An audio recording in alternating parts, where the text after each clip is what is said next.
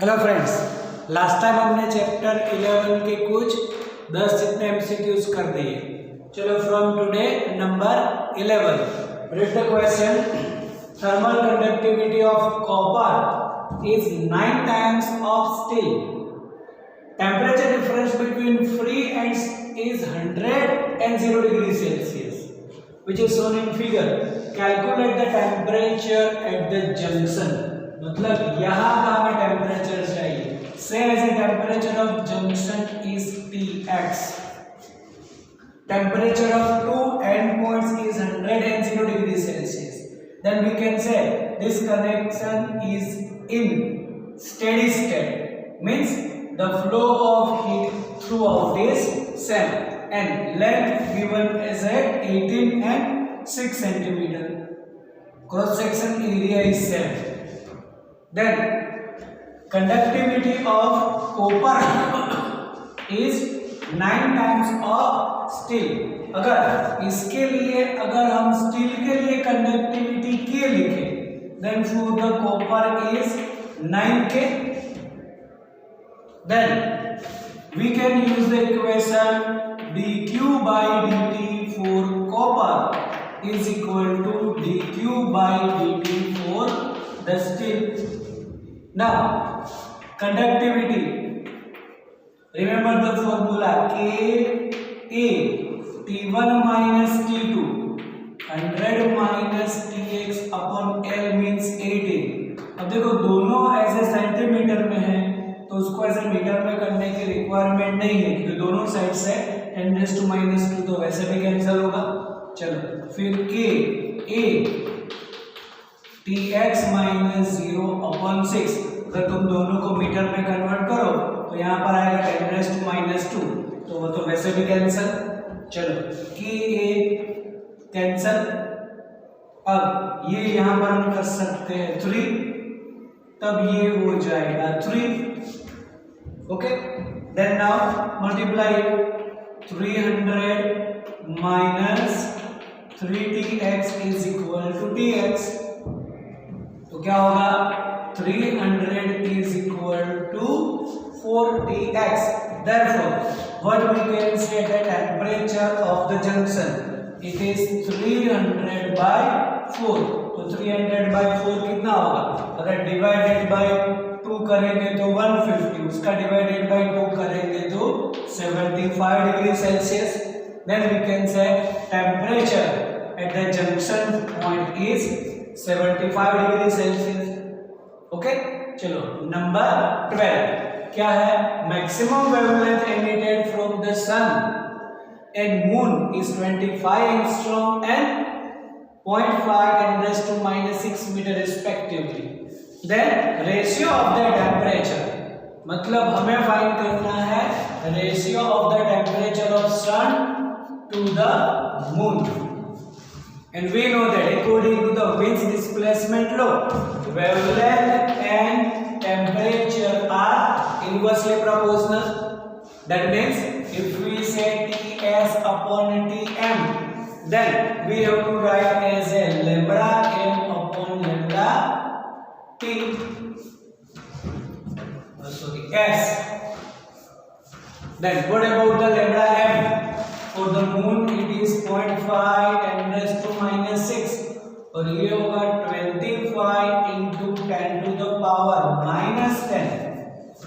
Okay, तब यहाँ पर अगर हमें इसका रेशियो कैलकुलेट करना है तो चलो ये 0.5 तो इसको हम ऐसे 10 कर सकते हैं नीचे, तो ये हो जाएगा नीचे 5 1/5 is 0.2 and then rest 2। ये यहाँ पर करोगे तो -9, ऊपर आएगा तो +9 -6 3, then 0.2 into 10⁻³ means we can say 200, then 200 by 1, then ratio of temperature of the sun to the moon is 200:1। मतलब ऐसा बोल सकते हैं कि the temperature of the sun is 200 times that of the moon।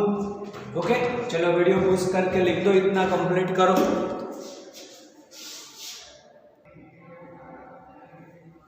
Okay, next number 13. Relation of temperature for two objects A and B is TA is equal to 4 dB. When energy emitted from is maximum, the difference of wavelength is 3 micrometer. Then calculate the wavelength emitted with maximum energy radiation. देखो यहाँ पर हमें temperature का relation दे रखा है, TA is equal to 4 dB, and यहाँ पर बोला है कि maximum difference of the wavelength. Then we know the relation wavelength and temperature are inversely proportional. इसका मतलब यहाँ पर अगर हम वेवलेंथ के हिसाब से लिखें तो यहाँ पर लिखना पड़ेगा 1 upon lambda A is equal to 4 upon lambda B. Okay, then we can say lambda B is equal to 4 lambda A. यहाँ पर बोल सकते हैं कि T A is greater than T B. Then here lambda B is greater than lambda A, क्योंकि जिसका temperature higher होगा उसकी वेवलेंथ स्मॉलर होगी. तो यहाँ पर बोल सकते हैं lambda B is greater than lambda A. Then difference of wavelength given as a 3 micrometre. Then always you will consider higher minus lower, और इसीलिए ये कंसीडर करना पड़ा हमें कि कौन सी वेवलेंथ हायर होगी. तो जिसका टेम्परेचर हायर उसकी वेवलेंथ कम. Then difference is 3 micrometer. Then lambda b minus lambda a is 3 micrometer. और हमें चाहिए उसकी जो भी वेवलेंथ है विथ मैक्सिमम एनर्जी रेडिएशन. तब यहाँ पर ये तो हमने रिलेशन मिला कि lambda b is equal to 4 lambda a. Then lambda b को 4 लैम्बडा a अगर लिख दे हम, then minus lambda a is equal to 3. Then it is 3 lambda a is equal to 3. Lambda a is equal to 1 micrometer. ऐसा समझ में, क्योंकि यहां पर हम बोल सकते हैं lambda b is equal to 4 lambda a. then lambda b की अगर लिख दे वैल्यू तो ये हो जाएगा हमारे लिए 3 और डिफरेंस दिया. And what about the lambda b? it is 4 micrometer. Then emitted radiation is 4 micrometer. तो मैक्सिमम जो भी हमें मिला वो 4 माइक्रोमीटर. आया समझ में? चलो नेक्स्ट नंबर 14. क्या है नंबर 14 में? Gravitation is necessary for the which type of energy transfer. कि किसके लिए ऐसे ग्रेविटेशन रिक्वायर है? कंडक्शन में ग्रेविटेशन की रिक्वायरमेंट है, कन्वेक्शन में है, क्या रेडिएशन में है? रेडिएशन में तो मीडियम की रिक्वायरमेंट नहीं है. इसका मतलब इन दोनों में हमने कन्वेक्शन में सोचा था कि जो भी ऐसे टेम्परेचर सप्लाई करेंगे हम इंक्रीज करेंगे तो ऐसे वॉल्यूम इंक्रीज होता है, डेंसिटी डिक्रीज होती है. तो लोअर वाले अप और हाई डेंसिटी वाले नीचे ड्यू टू ग्रेविटेशनल फोर्स. इसीलिए for the convection the gravitation is necessary. है समझ में? चलो लिख दो, इतना कंप्लीट करो.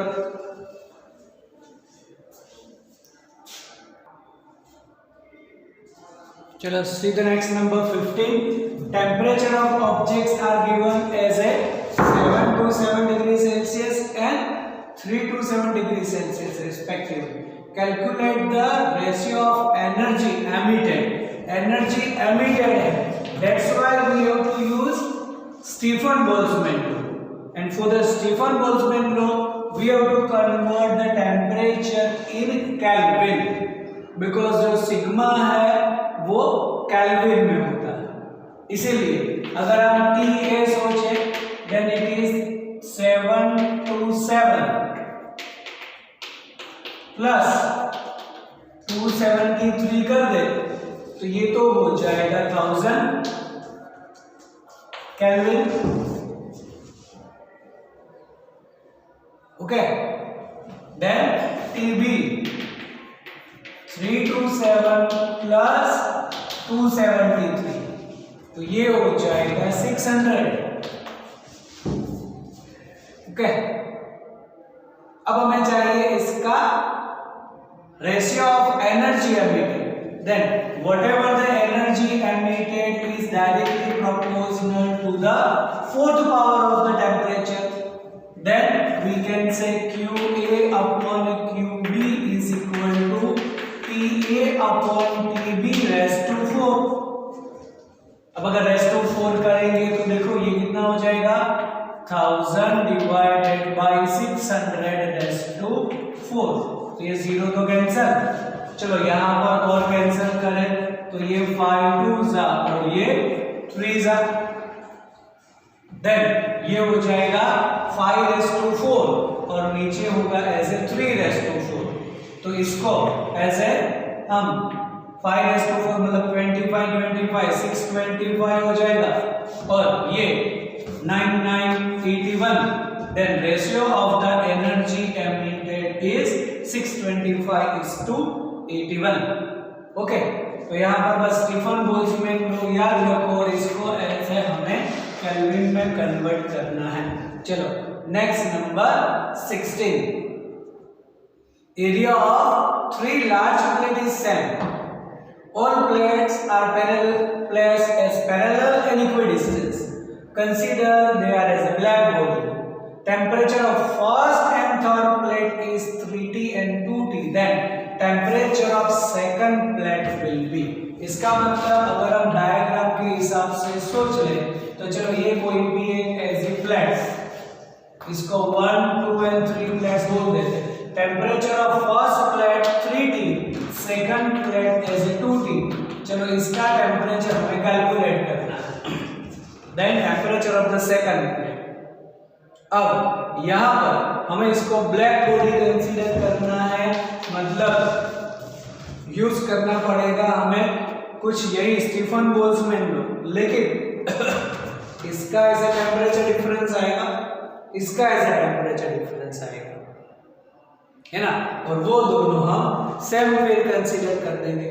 मतलब whatever the energy emitted equation होगी इसकी Q is equal to sigma EA T raise to 4 minus TS raise to 4।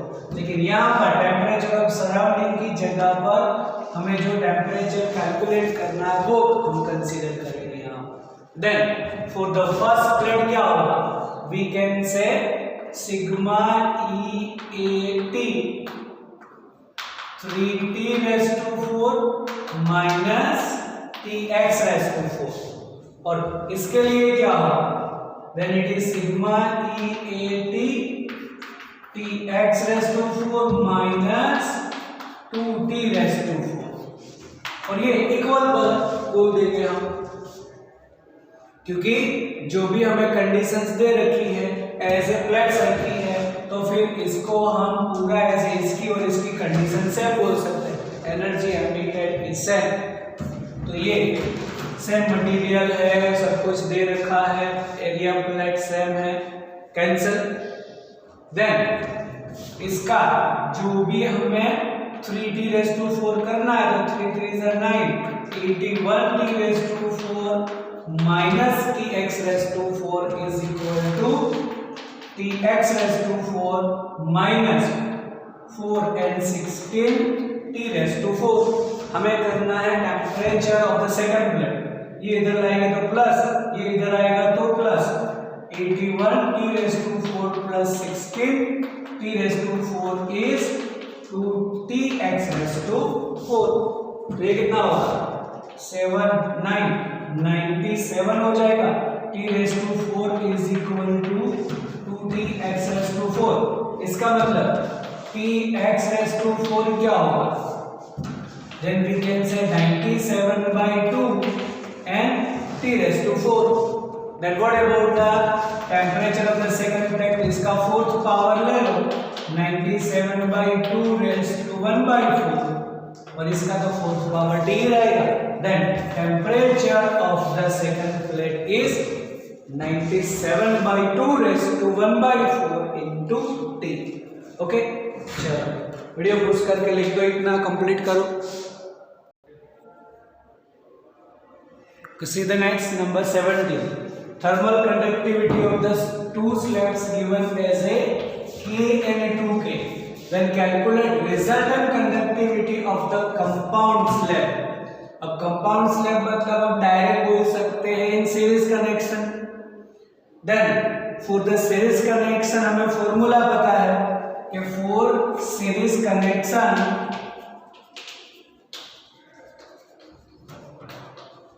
Equivalent conductivity अगर मैं K डैश बोल दूं then it is 2K1 K2 upon K1 plus K2.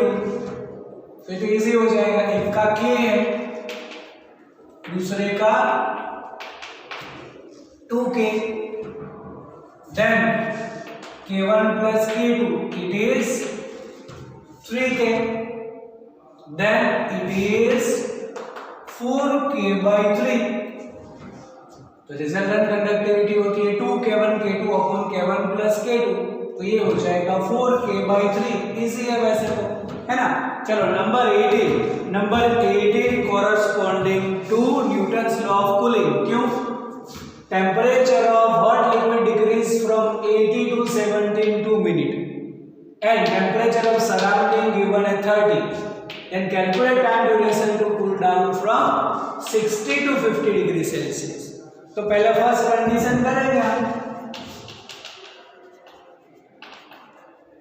First condition के हिसाब से हमारा फॉर्मूला है delta T upon delta T is K T minus T S. Here T is average temperature. Difference कितना 10 कितना दिया हमें 2 मिनट. तो लास्ट में हमें आंसर मिनट में मिलेगा जिसको हम सेकंड में कन्वर्ट कर सकते हैं. फिर ये के इसका जो भी एवरेज आएगा that is 75 and temperature of surrounding is 30. तो ये हो गया हमारे लिए 5 और के 75 minus 30 it is 45. Then K is equal to 5 upon 45. We can say 1/9. Okay चलो फॉर सेकंड कंडीशन हमें टाइम ड्यूरेशन चाहिए. Then delta T 10 same delta T हमें करना है टेम्परेचर, फिर टाइम, और ये के मतलब 1/9. अब इसका जो भी एवरेज आएगा दैट इज 55 माइनस 30. देन अगर हमें टाइम कैलकुलेट करें उसको सब्जेक्ट कर दें तो ये आएगा 10 into 9 divided by 55 minus 30 it is 25. Okay then अगर यहाँ पर हम कैंसिल करेंगे तो 5 2s और ये 5 5s. ओके तो ये कुछ मिला हमें 18 डिवाइडेड बाय 5, है ना. 18 डिवाइडेड बाय 5 मतलब अगर हम इसको 2 से ऐसे मल्टीप्लाई करें तो ये हो जाएगा 36/10. वी कैन से 3.6 मिनट. ओके चलो अगर इसको सेकंड में करना है हमें तो 3.6 या 36 डिवाइडेड बाय 10 इंटू 60 सेकंड कर देंगे. तो देखो ये तो कैंसिल हो गया. देन 36 इंटू 6 करो कितना होगा 216 सेकंड. जो पहले 2 मिनट मतलब 180 सेकंड थी, 120 सेकंड थी, उससे ये 216 सेकंड हो जाएगा. ओके चलो वीडियो पॉज करके लिख दो इतना.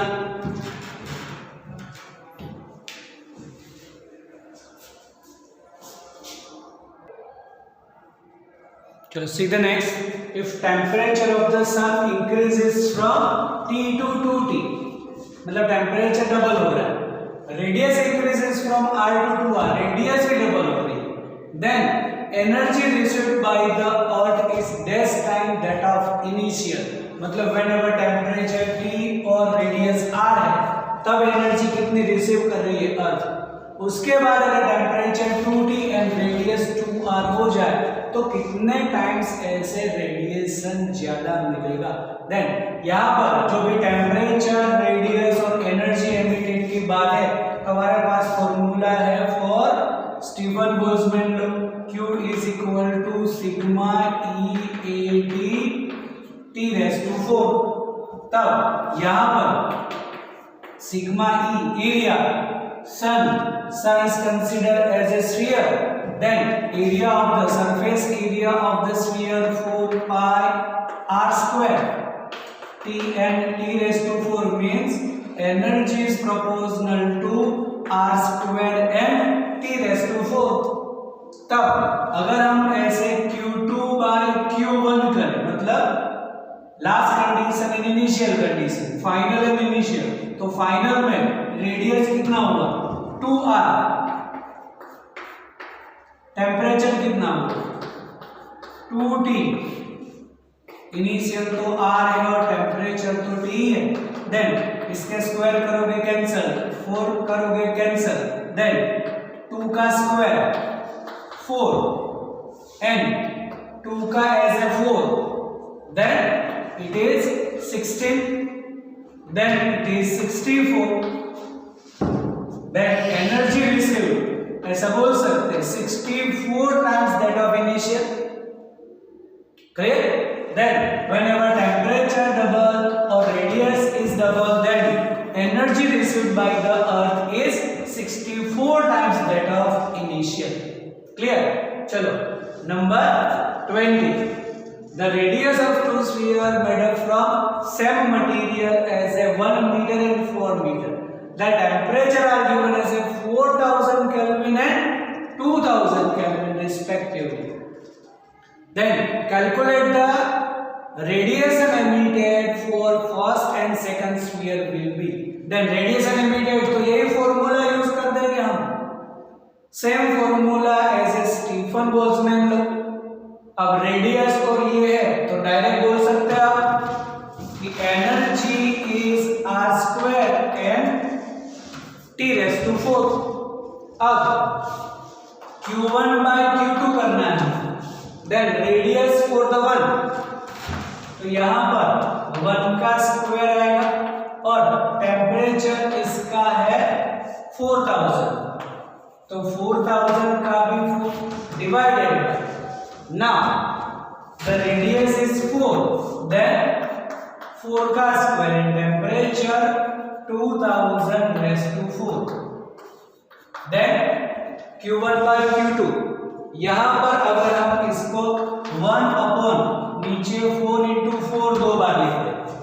अब देखो इसमें तो ये जो भी 3 zeros है वो तो कैंसिल हो जाएंगे, दोनों का पावर रेज़ टू 4 है, तो यहाँ पर 4 का भी पावर 4 मतलब 4 टाइम्स मल्टीप्लाई कर देंगे। चलो और नीचे 2,